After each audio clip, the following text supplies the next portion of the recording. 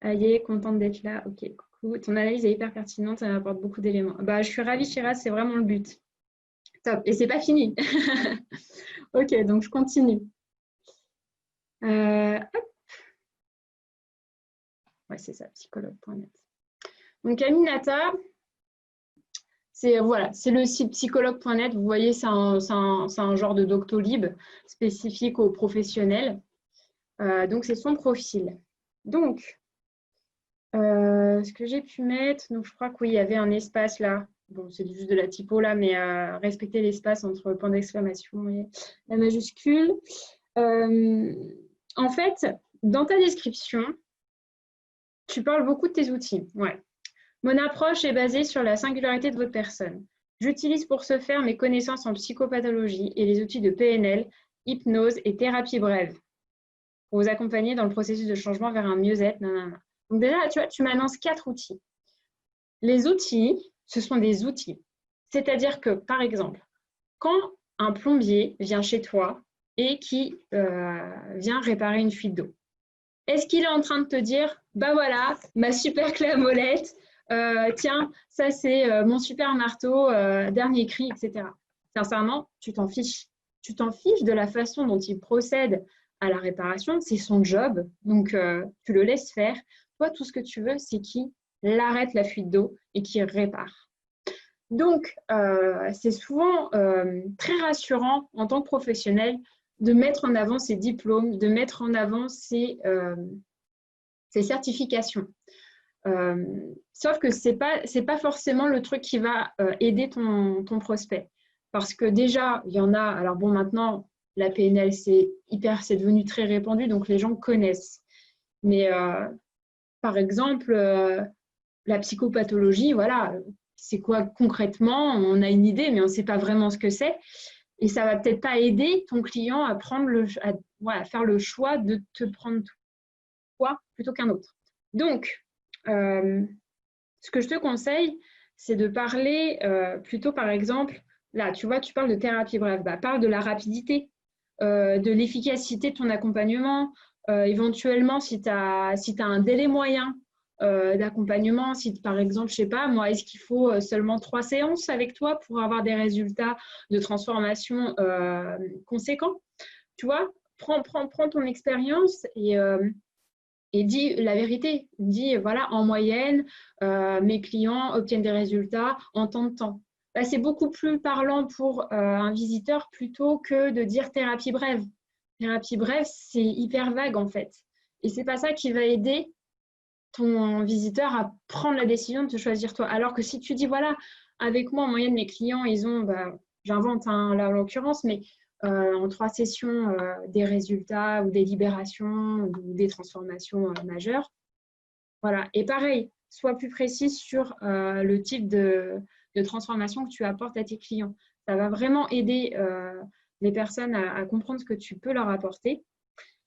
Et justement, par rapport à ça, ce que je te conseille, c'est d'une part, parler un peu de toi.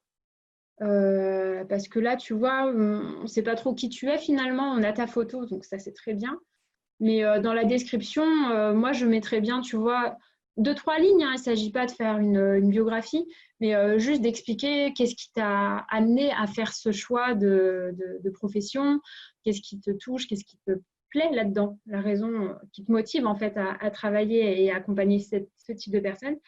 Et puis éventuellement, mettre des extraits de petits témoignages, tu vois, qui là aussi vont rassurer en fait le visiteur et qui vont se dire, parce que franchement, je n'ai pas regardé le site psychologue.net, mais je suis sûre que je regarde les autres profils, personne ne fait ça. Donc, le fait de mettre des témoignages, ça va permettre justement à la personne de se dire, ah non, non, mais attends, elle est géniale, je sais à quoi m'en tenir, je sais où je vais. En plus, il y a des clients qui ont dit ça, qui ont vécu ça. D'accord? Et rappelle-toi, on a eu un échange, pour ceux qui ne connaissent pas, le contexte récemment entre entrepreneurs. Et donc, elle a expliqué en se présentant la spécialité sur laquelle elle se base. Elle se base sur l'accompagnement des femmes qui ont subi des excisions. Alors, elle ne fait pas que ça, mais c'est quelque chose qui la touche énormément. Et donc, Aminata, tu vois, je pense que tu as pu voir la réaction que ça a suscité dans le cercle. Très clairement, ça a fait un très bel effet. Les gens étaient impressionnés et c'est beau, en fait. C'est beau. Donc, j'ai envie de t'encourager à l'assumer, en fait, en fait, à en parler parce que là, tu vois, c'est complètement absent. Tu n'en parles pas du tout. Même si je sais que tu ne veux pas faire que ça, mais sache que le fait de te spécialiser, ne te ferme pas des portes. C'est simplement que tu vas vraiment apparaître comme une spécialiste de ce domaine-là. Et ça ne veut pas dire qu'un enfant ne pourra pas être... Enfin, un enfant, le parent ne te choisira pas pour son enfant. Peut-être que, voilà, une maman qui a un enfant qui a eu des viols ou des choses comme ça, elle sera peut-être plus en confiance de te le confier à toi parce que, justement, tu es positionné sur la niche de l'excision. Tu vois ce que je veux dire? Alors, j'ai vu qu'il y avait quelqu'un qui... du coup, je vais voir si ça... Ah, yes, j'ai trouvé comment ça s'affichait. J'écoute tout ce que tu dis. Tu pourrais dire en plus comment tu as travaillé ton fond avec ce joli halo de lumière. J'adore. Présente super bien, merci. Ça rassure les personnes qui viendront vers toi, Aminata, plus confiante. Ah, super. Yes. Bah, à la fin, je vous montrerai mon bureau. Ok, super. Bon. Top. Alors, du coup, bon, bah, c'est bien parce qu'au moins, je peux voir vos commentaires. Donc, ça, je suis contente. Maintenant, on va passer... attends, je regarde si j'ai bien... Ouais, sinon, il y avait une phrase qui était pas mal et je voulais te le dire. Quand tu dis « ma base de travail étant la thérapie, bref, solutionniste, la thérapie vous permettra d'aller vers comment aller bien plutôt que pourquoi c'est ainsi ». C'est pas mal. Ouais. Mais franchement, c'est que le début, en fait. Mais tout ton profil devrait être dans cette dynamique-là. Tu vois, tu parles de thérapie, bref, solutionniste. C'est un mot barbare, ça. Vraiment, c'est un mot barbare. Donc, vire tous ces aspects-là. Éventuellement, si vraiment ça peut te rassurer, tu le mets en pied de page là, à ce niveau-là, entre parenthèses. Comme ça, pour les gens qui veulent être sûrs que tu es bien des diplômes, ça va les rassurer. Mais en même temps, j'ai envie de dire, si tu es sur psychologue.net, il y a des chances que tu... Enfin, je suppose que ce n'est pas n'importe qui peut créer un compte dessus. Je suppose qu'il doit avoir une sélection avec une vérification, une sorte d'authentification. Pardon. Voilà. Alors maintenant, on va passer au site internet.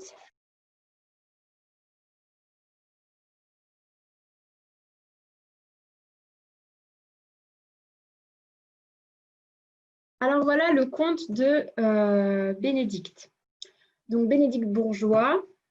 Quand on tombe sur ton compte, donc ce qui est bien, c'est que tu parles tout de suite de ton expertise. Se connecter à son instinct maternel, information et soutien à l'allaitement, changer notre regard sur l'enfant grâce aux neurosciences. Ça, j'ai rien à dire. C'est bien dans le sens où tu parles très clairement de ce que tu fais. Après, j'ai remarqué, tu vois, dans ton feed, en fait, il n'y a pas... bon, il est peu nourri. Il est peu nourri. Et il n'y a pas de cohérence, en fait, en termes de charte graphique. Instagram, c'est un réseau du visuel. Et c'est très important d'avoir une cohérence dans les visuels que tu montres de toi. Donc, essaye de décider de choisir soit un filtre ou des couleurs, en tout cas, qui vont encadrer tes photos éventuellement, de telle manière que les personnes elles puissent s'habituer à tes visuels et à te reconnaître. Donc, il y a ça. Après, j'ai pu voir aussi dans tes stories qu'en fait, tu ne te montres pas vraiment. Bah, pareil, quand on est expert d'un domaine, il faut oser se montrer. Tu mets des photos de toi, c'est bien. Mais là, tu vois, par exemple, bon, c'est des petits moments de vie, mais je trouve il manque de l'apport de valeur, en fait. Il manque des conseils concrets, tu vois, ok, tu montres des moments de vie, mais raccroche-le, en fait, à ton domaine d'expertise pour justement que ça serve ton audience. Donc, il y avait ça. Ouais, donner plus de conseils. Et aussi, plus partager tes émotions quotidiennes. Franchement, tu es sur une niche, j'ai envie de dire, c'est facile. N'importe quelle femme qui est mère de famille va va facilement se connecter à ce que tu vis. Ça peut être le fait d'être débordé, ça peut être le fait d'en avoir marre d'entendre les cris des enfants. Enfin, il y a plein de douleurs, d'exaspération que tu peux partager toi-même dans ton quotidien, parce que l'idée, c'est pas de te montrer parfaite, mais par contre, c'est de partager de l'authenticité et en même temps apporter tes propres conseils en tant qu'experte. Donc, par exemple, quand tu parles d'instinct maternel, se connecter à son instinct maternel, et tu peux faire par exemple des stories où tu vas expliquer comment dans la journée, à quel moment tu t'es connecté à ton instinct maternel, comment tu l'as fait, ce que ça t'a apporté, ce que ça a apporté à tes enfants, etc. Voilà. Et puis, faire plus de stories également parce que, bon, t'en as, mais elles sont trop peu nombreuses. Quand on est sur Insta, faut vraiment, c'est soit on y est, soit on n'y est pas. Et quand on y est, il faut faire minimum 3 stories par jour pour que ça puisse vraiment avoir de l'ampleur et que ça commence à drainer en fait de la visite et donc des followers.